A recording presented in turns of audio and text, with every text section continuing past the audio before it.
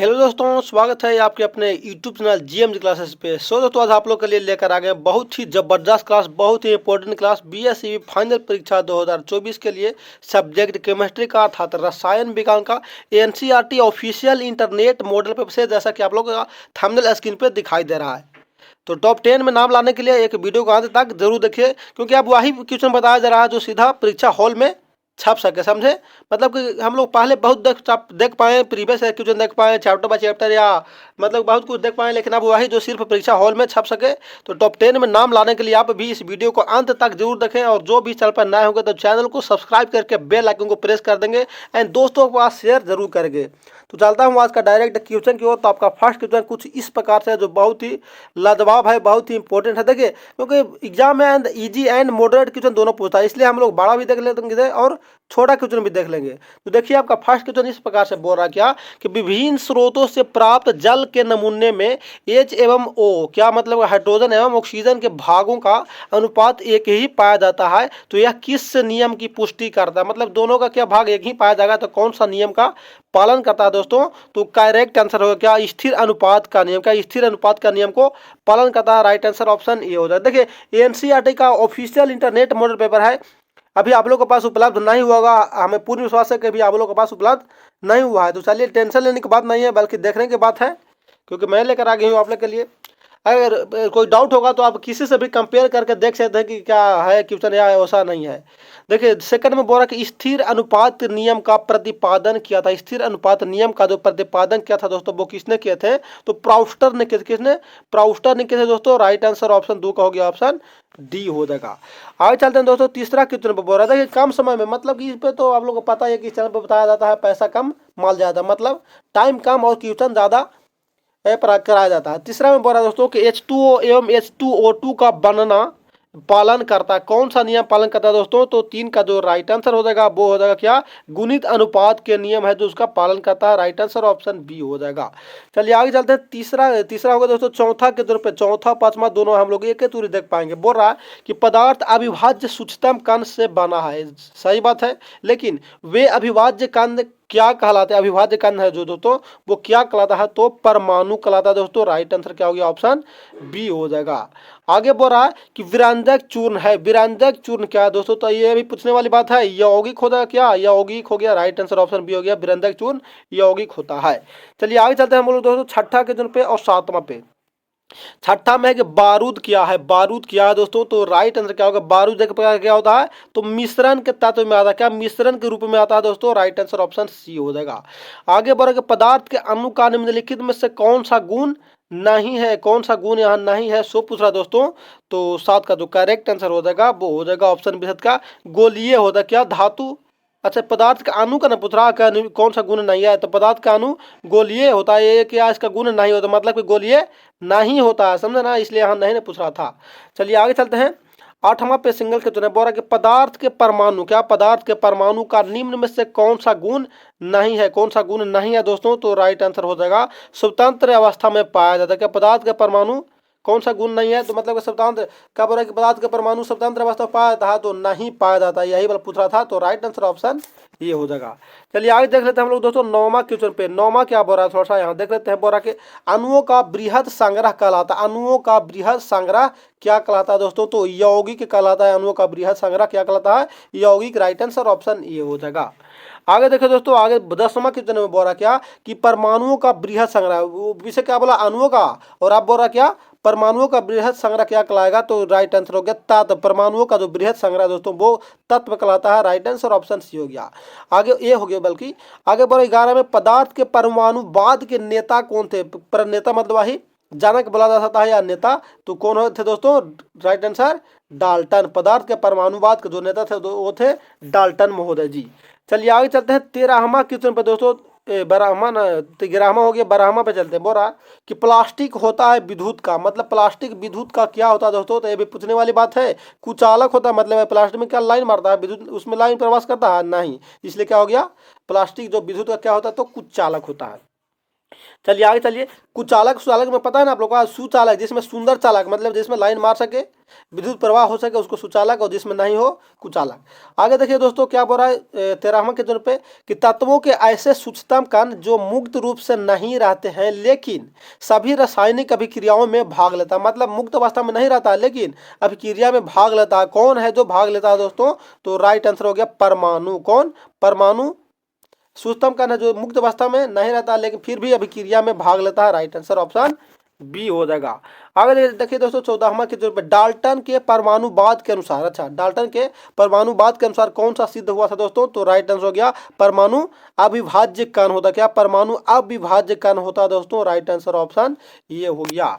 चलिए आगे चलते हैं। आपका अगला के तौर पर 15वां पर बोल रहा है कि वह ज्ञान जिससे किसी विषय का संगठित क्रमबद्ध और सामान्य बोध होता है वो कौन सा विज्ञान कहलाता है दोस्तों? तो विज्ञान कहलाता है, समझे ना। सुसंगठित क्रमबद्ध अध्ययन ज्ञान को क्या कहते हैं? तो विज्ञान कहते हैं। तो हम लोग बहुत पहले बताया जाता है, मतलब कि 1-2 में ही। चलिए आगे चलते हैं। क्या बोल रहा है 16 पे बोल रहा है कार्बन एक तत्व है क्योंकि, अच्छा कार्बन एक तत्व होने का कारण क्या है दोस्तों? किसके कारण से वो तत्व है? तो इसका आंसर हो जाएगा दोस्तों कि यह दो या दो से अधिक सरल पदार्थों में विघटित नहीं किया जा सकता, इसलिए कार्बन एक प्रकार क्या है? तत्व है। आगे देखिए दोस्तों 17 में बोला कि शरीर में रक्त अल्पता की बीमारी होने का मुख्य कारण, रक्त अल्पता का जो बीमारी होने का मुख्य कारण क्या है दोस्तों? तो राइट आंसर कहेगा लोहे की कमी। लौह खनिज पदार्थ होता है ना, उसका कमी के कारण रक्त अल्पता होता है। देखिए आप लोग का लग रहा होगा सर तो ये तो आपका न्यू चैनल है, इसको क्या कर पाएंगे? तो बता दूं कि मेरा न्यू चैनल नहीं है बल्कि मेरा सेकंड चैनल है।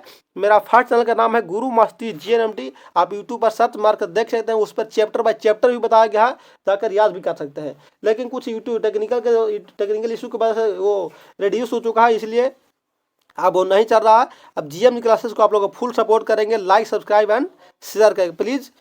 सब्सक्राइब सपोर्ट जरूर करें क्योंकि ये फर्स्ट चैनल है तो थोड़ा डिलेट हो चुका है।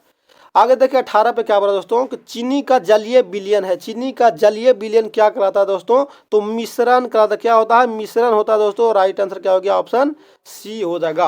आगे चलिए दोस्तों 18 में 19-20 दोनों एक के थ्रू देख लेंगे। बोल रहा है कि वह तत्व विद्युत एवं ऊष्मा का सुचालक, अच्छा विद्युत में और ऊष्मा दोनों का सुचालक हो, मतलब दोनों में विद्युत प्रवाह कर सके। यह अधातु वर्धनीय और तन्य भी है, तो वह कौन सा तत्व हो जाएगा? तो करेक्ट आंसर होगा दोस्तों रेत। क्या बालू है उसमें क्या है? विद्युत एवं ताप का दोनों का क्या है? तो सुचालक है। आगे देखिए 20 में निम्नलिखित में से कौन यौगिक है? अधातु है, धातु है या अणु है? तो करेक्ट आंसर क्या हो गया? यौगिक ने पूछा तो धातु को यौगिक बोला जाता है। राइट आंसर ऑप्शन सी हो जाएगा दोस्तों। चलिए आगे चलते हैं। आपका अगला क्वेश्चन इस प्रकार से आपका स्क्रीन पे दिखाई दे रहा है, जो बहुत ही लाजवाब साबित होने वाला है। क्या बोला दोस्तों कि किसी परमाणु में धन आवेशों की संख्या बराबर होता, किसके बराबर होता है दोस्तों?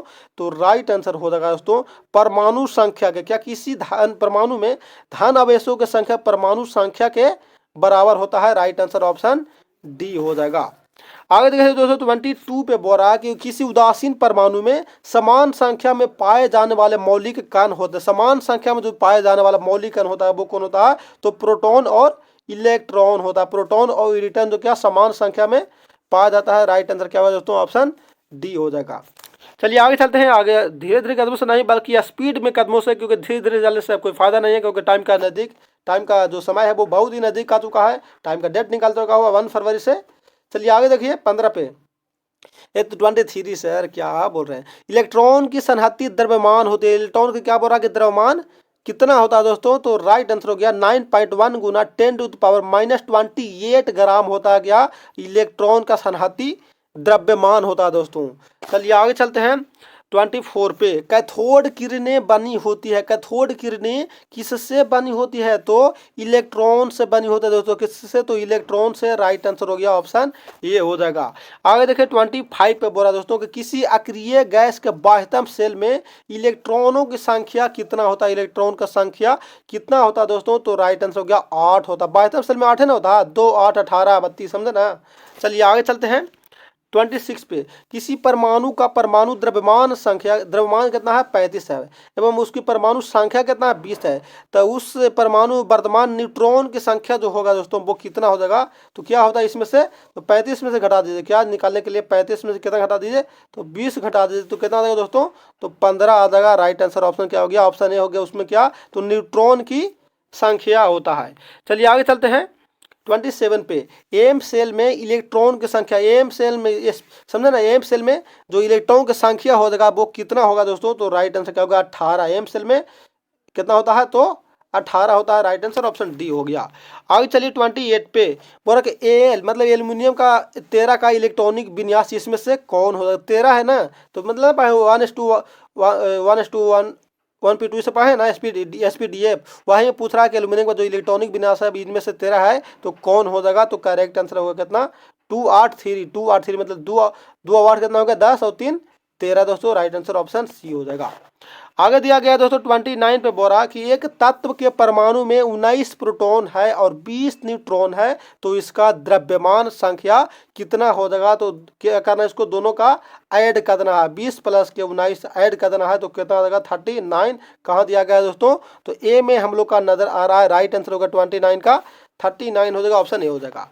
आगे चलते हैं दोस्तों 30वां क्वेश्चन पे बोल रहा है कि वैसे तत्व जिसकी परमाणु संख्या समान है परमाणु द्रव्यमान भिन्न है। अच्छा, परमाणु संख्या समान है लेकिन परमाणु द्रव्यमान जो क्या है भिन्न है, तो वो क्या कहलाएगा, अप्रूप कहलाएगा, समस्थानिक कहलाएगा, बहुलक कहलाएगा या समावयवी कहलाएगा। तो राइट आंसर होगा दोस्तों समस्थानिक कहलाता है। मतलब समस्थानिक आप परिभाषा एक तरह से याद कर लीजिए, इसका 2 मार्क्स में एंड 5 मार्क्स में पूछता है दोस्तों, समझे ना, क्या कि परमाणु संख्या समान और परमाणु द्रव्यमान क्या हो भिन्न हो, उसको समस्थानिक बोलेंगे।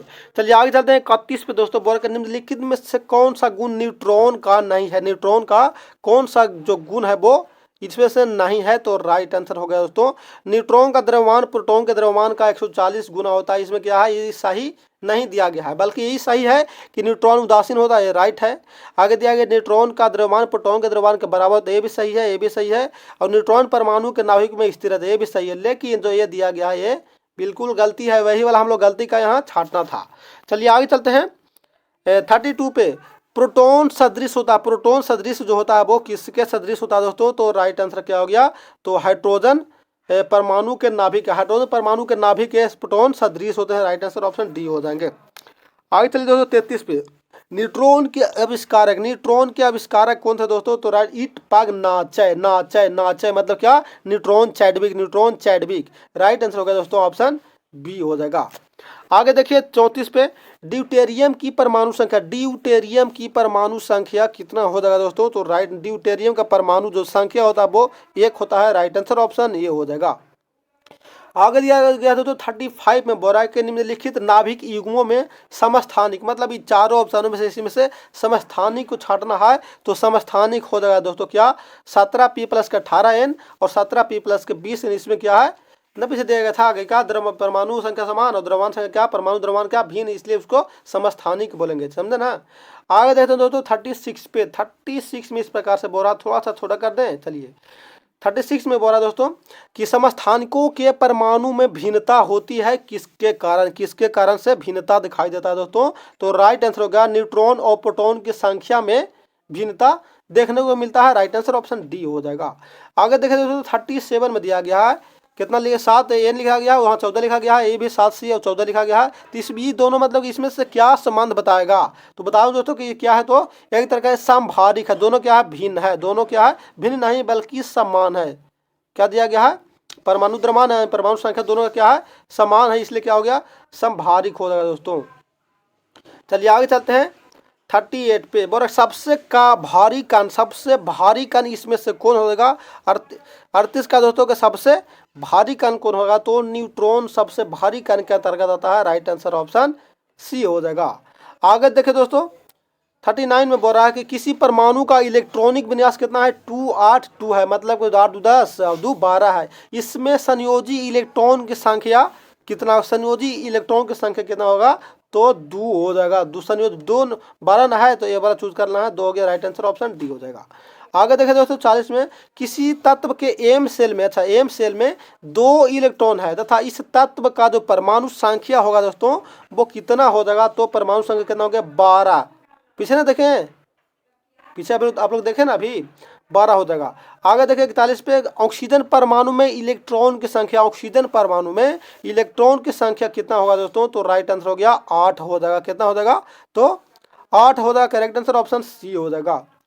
आगे देखें दोस्तों 22 पे, फादर 22 नहीं 42, फादर ऑफ एटम की उपाधि मिली है, फादर ऑफ एटम की उपाधि जो मिली है वो किसका मिला दोस्तों, तो डाल्टन को, का डाल्टन परमाणु सिद्धांत को, राइट आंसर ऑप्शन हो गया फादर ऑफ एटम। चलिए आगे चलते हैं 43 पे, कैथोड किरणें क्या है, कैथोड किरणें क्या है दोस्तों, तो ऋणावेशित कण है। कैथोड किरण क्या होता है, तो ऋणावेशित कण होता है, राइट आंसर ऑप्शन बी हो जाएगा।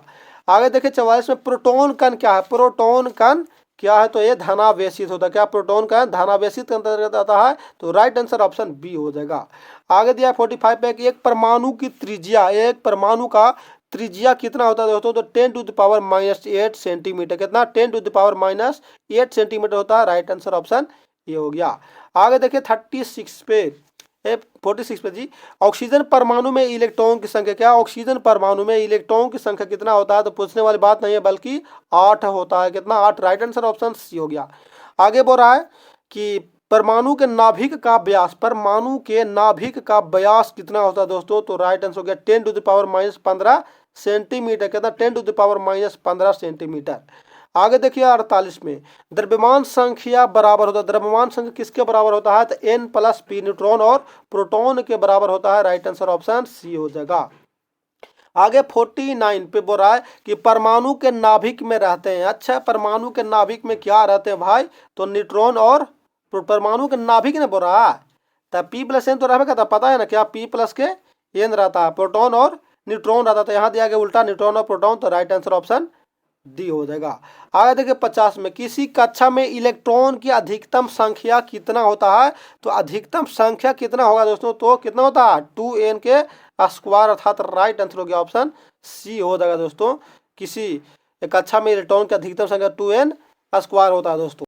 आगे चलते हैं दोस्तों आपका अगला क्वेश्चन पे। तो आपका अगला क्वेश्चन इस प्रकार से है, तो आगे बढ़ने से पहले एक सारी डेडिकेट करना चाहता हूं जो आप लोग को मतलब कि जुनून पैदा कर देगा। देखिए क्या बोल रहा है कि सपना एक देखोगे तो मुश्किलें 1000 आएगी, सपना एक देखोगे तो मुश्किलें 1000 आएगी, लेकिन वो मंजर भी बड़ा खूबसूरत होगा जब कामयाबी शोर मचाएगी। मतलब कि टॉप 10 में जिस टाइम नाम आ जाएगा उस टाइम कामयाबी शोर मचाने लगेगी, समझे ना।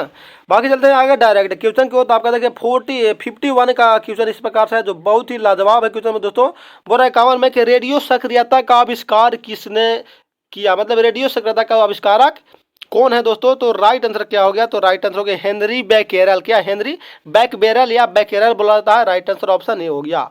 आगे बोला दोस्तों कि अल्फा किरणें हैं, इनमें से इन चारों ऑप्शन में से अल्फा किरणें कौन है, तो H+ आयन, राइट आंसर क्या होगा दोस्तों, ऑप्शन बी हो जाएगा। आगे देखिए 53 पे बोलो दोस्तों कि अल्फा किरणों पर उपस्थित आवेश है, अल्फा किरणों पर जो उपस्थित आवेश रहता है वो कौन रहता है, तो 2 इकाई धन आवेश रहता है। कौन, 2 इकाई क्या रहता है, इकाई मतलब ना देखे अभी प्लस H++, तो वही 2 इकाई धन आवेशित रहता है, समझे, धनात्मक रहता है, ऋणात्मक नहीं।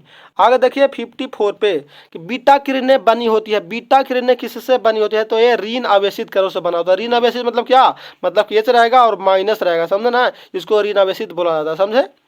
आगे चलते 55 पे, बोल रहा है कि किस प्रकार की किरण की वेधन क्षमता सबसे अधिक होता है, वेधन क्षमता किसका सबसे अधिक होता है दोस्तों, तो राइट आंसर हो गया गामा किरणों का वेधन क्षमता सबसे कितना होता है, अधिक होता है, राइट आंसर ऑप्शन सी हो जाएगा। आगे देखिए दोस्तों 56 पे कि निम्नलिखित में से किस किरण की आयनन क्षमता सबसे अधिक है, आयनन क्षमता सबसे अधिक है, तो अल्फा किरणों का आयनन क्षमता अधिक है और गामा किरणों का क्या था, तो वेधन क्षमता। देखिए पीछे थोड़ा सा करके सही से इसको डिस्क्लेम कर देते, समझे। यहाँ देखिए क्या बोल रहा है, यहाँ बोल रहा वेधन क्षमता किसका अधिक है, तो वेधन क्षमता किसका था दोस्तों, तो गामा किरणों का। और यहाँ बोल रहा कि आयनन क्षमता किसका है दोस्तों, तो आयनन क्षमता है अल्फा किरणों का। ऐसा है कि जो एग्जाम में कन्फ्यूज होता है, लेकिन कन्फ्यूज आप लोग नहीं होएगा क्योंकि आप लोग वीडियो देख रहे हैं बहुत अच्छे ढंग से। आगे देखिए 57 पे अल्फा कणों में होता है, अल्फा कणों में क्या उपस्थित होता है दोस्तों, तो राइट आंसर हो गया 4 इकाई द्रव्यमान और 2 इकाई धनावेश उपस्थित रहता है। राइट आंसर ऑप्शन बी हो जाएगा। आगे देखिए दोस्तों 58 पे बोला कि गामा कण का द्रव्यमान हाइड्रोजन परमाणु के द्रव्यमान की तुलना में क्या होता है? तो राइट आंसर हो गया नगण्य होता है। क्या परमाणु द्रव्यमान की तुलना में क्या उसमें नगण्य मतलब ना के बराबर होता है दोस्तों। राइट आंसर ऑप्शन बी हो गया। आगे चलते हैं 59 पे। 59 में बोला दोस्तों कि इलेक्ट्रॉन समान होते हैं। इलेक्ट्रॉन किसके समान होता है दोस्तों? तो राइट आंसर हो गया बीटा किरण के समान होता है electron. Right answer option C हो गया। आगे देखें दोस्तों थोड़ा सा न्यूमेरिकल के टाइप पर आ गया लगता है कि चलिए बोल रहा क्या 60 में कि एक तत्व का परमाणु द्रव्यमान कितना है? 226 है। तो इस परमाणु में एक अल्फा कण के निकल जाने से इसका जो द्रव्यमान संख्या हो जाएगा, एक वो निकल गया ना, तो द्रव्यमान संख्या इसका क्या हो गया दोस्तों? तो राइट में क्या हो गया? ऑप्शन सी हो जाएगा। साथ क्या 222 नहीं बल्कि कितना हो जाएगा? तो एक निकला, एक वहाँ से निकला 226 पूरा है, एक निकल गया तो 225 हो जाएगा। राइट आंसर ऑप्शन डी होगा दोस्तों। चलिए आगे चलते हैं 61 में। 61 में बोला दोस्तों कि रेडियो सक्रिय परिवर्तन में क्या उसमें देखने को मिलता है दोस्तों? तो राइट आंसर होगा दोस्तों कि परमाणु का नाभिक भाग लेता है रेडियो सक्रिय परिवर्तन में। राइट आंसर ऑप्शन बी हो जाएगा। आगे बोला दोस्तों 62 में बोल के पॉजिट्रॉन एक ऐसा कण है जिस पर, अच्छा पॉजिट्रॉन एक ऐसा कण है जिस पर मतलब कि क्या उपस्थित रहता है दोस्तों? तो राइट आंसर क्या हो गया ऑप्शन इकाई धन आवेश का, कि पॉजिट्रॉन एक ऐसा कण है जिस पर इकाई धन आवेश उपस्थित रहता है। राइट आंसर ऑप्शन बी हो जाएगा। आगे चलते हैं 63 पे दोस्तों। 63 में बोल रहा है कि कुछ तत्वों के परमाणु में नाभिक स्वतः विखंडित होकर अन्य तत्वों के परमाणु में परिवर्तित होते रहते हैं। ऐसा तत्व को क्या का मतलब ऐसा का तत्व कौन है जो दूसरे में परिवर्तित होते रहता है दोस्तों? तो राइट आंसर हो गया रेडियो सक्रिय तत्व। कौन सा? रेडियो सक्रिय तत्व इसको बोला जाता है। राइट आंसर ऑप्शन सी हो जाएगा। आगे चलिए 64 में बोला दोस्तों कि रेडियो सक्रिय परिवर्तन होता है। रेडियो सक्रिय परिवर्तन कैसा होता है? तो अनुत्क्रमणीय होता। क्या? अनुत्क्रमणीय। राइट आंसर ऑप्शन बी हो जाएगा। आगे चलते हैं दोस्तों 65 में बोला कि कार्बन डेटिंग विधि का उपयोग होता है। कार्बन डेटिंग का विधि का जो उपयोग किया जाता है वो किस रूप में किया जाता है? तो करेक्ट आंसर हो गया मृत पेड़ पौधे की आयु को ज्ञात करने में। समझे मतलब कि मरा हो क्या पेड़ पौधा जो गिरा है उसको की आयु की उसका जो एज कितना हो रहा है उसी को ज्ञात करने में कार्बन डेटिंग विधि का प्रयोग किया जाता है। चलिए आगे चलते हैं 66 पे। 66 थोड़ा सा छोटा करते ताकि आप लोग का सही से दिखाई देवे। 66 में बोला कि रेडियो सक्रिय तत्व के विखंडन में, अच्छा रेडियो तत्व के क्या बोल रहा है? विखंडन में क्या मतलब कि उसमें क्रिया होता है? तो करेक्ट आंसर होगा दोस्तों कि परमाणु के नाभिक में बीटा किरणें निकलती रहती है। मतलब रेडियो सक्रिय तत्व के विखंडन जब होता है तो उसमें से परमाणु के नाभिक के क्या बोल रहा है? बीटा किरणें उसमें से मतलब कि रिश्ते मतलब कि निकलते रहता है। चलिए आगे चलते हैं 68 पे। 67 पे दोस्तों ये 3 अर्ध आयु कालों के बीत जाने के पश्चात किसी रेडियो सक्रिय तत्व के 2 ग्राम शेष बचते हैं। अच्छा इस तत्व का जो प्रारंभिक मात्रा होता है दोस्तों वो कितना होगा? तो प्रारंभिक मात्रा इसमें से कितना होगा? तो 16 ग्राम होगा। राइट आंसर ऑप्शन डी होगा। डायरेक्ट मारिए। आगे चलिए 68 में बोला कि किसी परमाणु के अस्थायी नाभिक में प्रोटॉनों की संख्या जो होता है वो किसके बराबर होता है? तो करेक्ट आंसर होगा दोस्तों कि न्यूट्रॉनों की संख्या से कम होता है। किसी परमाणु के अस्थायी नाभिक में प्रोटॉन का जो संख्या होता है वो न्यूट्रॉनों की संख्या से क्या होता है? तो कम होता है। राइट आंसर ऑप्शन सी हो जाएगा। दोस्तों आगे चलते हैं आपका 69 में बोला कि आवर्त सारणी में आवर्तों की संख्या कितनी होती है? तो करेक्ट आंसर ऑप्शन सी हो जाएगा। था कितना? आवर्त सारणी में आवर्तों की संख्या 7 होती है। आगे चलते हैं 70 में दिया गया दोस्तों कि आवर्त सारणी के उदग्र स्तंभों को क्या कहा जाता है? तो करेक्ट आंसर ऑप्शन सी हो जाएगा। था क्या? आवर्त सारणी के उदग्र स्तंभों को वर्ग कहते हैं। करेक्ट आंसर ऑप्शन सी हो जाएगा। आगे बस समाप्त हो गया। मात्र 70 ही क्वेश्चन था जो बहुत ही ललन टॉप क्वेश्चन था, इसलिए वीडियो को अंत तक देखें तो बहुत अच्छा। अगर फिर से देखना चाहते हैं तो इसको रिपीट करके फिर से देख लीजिए। और बता दो कि पीडीएफ के लिए आप टेलीग्राम पर ज्वाइन हो जाएगा, या वायरल क्वेश्चन लेने के लिए एग्जाम के समय वायरल क्वेश्चन लेने के लिए टेलीग्राम पर ज्वाइन हो जाएगा। टेलीग्राम का लिंक इस वीडियो के डिस्क्रिप्शन में दिया गया है, समझे। बाकी थैंक्स फॉर वॉचिंग, और सपोर्ट के लिए लाइक सब्सक्राइब एंड शेयर करना आप लोग नहीं भूलेगा कभी भी। और मैं हूं आपका दोस्त, आपका प्यारा सा साथी भाई STN सर। तो चलिए फिर मिलते हैं अगले क्लास के सेट में अगले दिन। तब तक के लिए जय हिंद, जय भारत।